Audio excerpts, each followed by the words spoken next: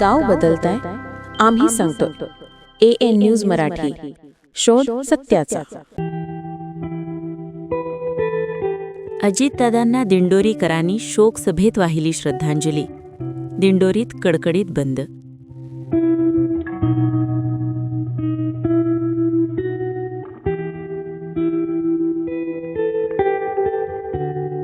राज्याचे उपमुख्यमंत्री अजितदादा पवार यांचे विमान अपघातात निधन झाले. या घटनेने संपूर्ण राज्यात शोककळा पसरली. दिंडोरी शहरातील व्यापाऱ्यांनी आपापली दुकानं बंद ठेवून कडकडीत बंद पाळला. यामुळे दिंडोरी शहरातील रस्त्यांवर सन्नाटा पसरल्याने रस्ते निर्मनुष्य झाले होते. एरवी गजबजलेला आणि वाहनांच्या वर्दळीत हरवलेल्या छत्रपती शिवाजी महाराज चौकात मात्र आज शुकशुकाट दिसत होता. अजितदादांच्या पार्थिवावर विद्या प्रतिष्ठानच्या आवारात अंत्यसंस्कार झाल्यानंतर दिंडोरी नगर पंचायतीसमोर झालेल्या शोकसभेत सर्वपक्ष पदाधिकारी व कार्यकर्त्यांनी अजितदादांना श्रद्धांजली वाहिली. यावेळी अनेकांनी अजितदादांच्या आठवणींना उजाळा देत आपल्या भावनांना वाट मोकळी करून देताना अनेकांचा कंठ दाटून आला होता. अजितदादांचे आणि दिंडोरीचे अतूट नाते होते. तालुक्याच्या सर्वांगीण विकासासाठी दादांनी दिंडोरीला नेहमीच झुकते माप दिले होते.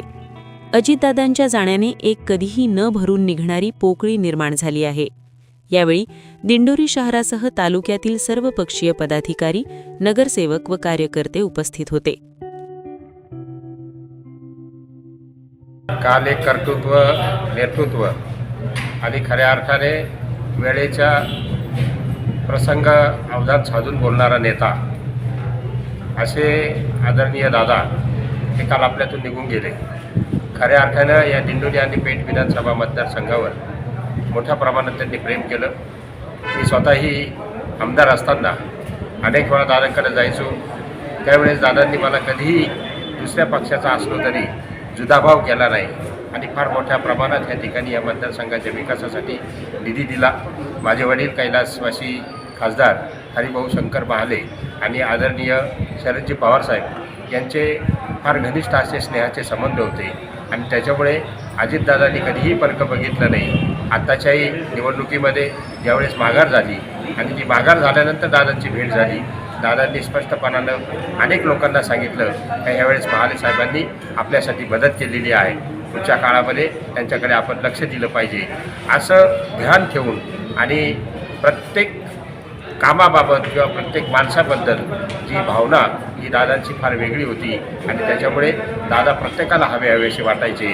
आज दादा गेल्याने संपूर्ण महाराष्ट्राचं जे नुकसान झालं आहे ते नुकसान त्या ठिकाणी नक्कीच भरून निघणार नाही, परंतु त्यांनी दिलेली शिकवण ही मतदारसंघाच्या विकासाच्या दृष्टिकोनातून आम्ही पुढे नेत राहू हीच दादांना भावपूर्ण श्रद्धांजली.